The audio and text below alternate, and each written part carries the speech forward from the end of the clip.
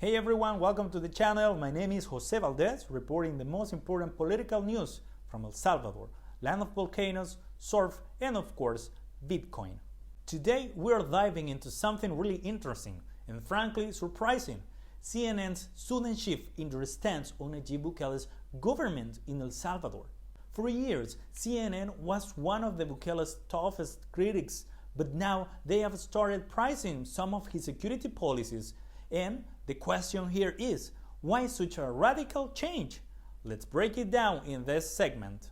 To understand this shift, we first need to look at CNN's previous coverage. In February 2020, CNN interviewed an opposition deputy from El Salvador, criticizing Bukele's handling of security funds and pointed out a supposed lack of transparency. Then, in May 2020, CNN published an article titled "Savior or a Strong Man," accusing Bukele of using the COVID-19 pandemic to gain more power.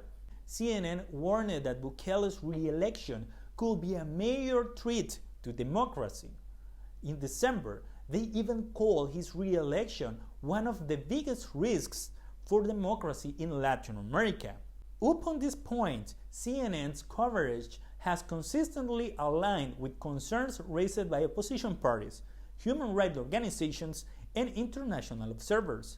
Bukele was often portrayed as a leader moving toward authoritarianism, and the media focus was mainly on the potential risk to democratic institutions under his rule. Given this context, it's hard to ignore how strongly CNN emphasized the dangers Bukele's actions, at least according to them. This is what makes their sudden shift so unexpected, almost as if they've had a complete change of heart regarding his administration. And now we get to the key moment: CNN's recent shift. They've just published a new article titled "Critics Denounce a Dictatorship," but these people say they have never felt so free.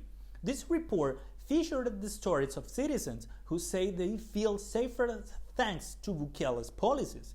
People like Victor Bolaños, who feels more secure since returning to the country, and Diego Morales, whose investments have thrived due to the country's newfound stability. CNN also mentions Bukele's emergency measures from March 2022, including the creation of the Center for the Confinement of Terrorism and the arrest of over 80,000 people linked to criminal activity. But why such a drastic change? Let's speculate a bit. One possibility is that CNN is reflecting what many Salvadorians are feeling, that despite the criticism, Bukele's security policies are working. Another reason could be that CNN wants to connect more with the local audience, who overwhelmingly support the president. We could also ask if external factors like pressure from Salvadorians defending these measures have influenced this change. Bukele's security measures, particularly the crackdown on gang violence and the creation of mega prisons like the Center for the Confinement of Terrorism, have had a significant impact on El Salvador. Crime rates have dropped dramatically, and many citizens now report feeling safer in their daily lives. The improvements in public safety have led to a noticeable boost in the quality of life for the population. As a result, other countries, such as Honduras and Argentina, are now looking to implement similar strategies in their own fight against crime. Bukele's policies are becoming a model for regional security reform. This leaves us with several questions. Will CNN continue on this new path of support? Will they change their stance again if new political developments arise? What will this shift mean for other international media covering El Salvador? And most importantly, what does this mean for the future of El Salvador's political landscape and its people? Leave your thoughts in the comments and don't forget to subscribe for more content like this.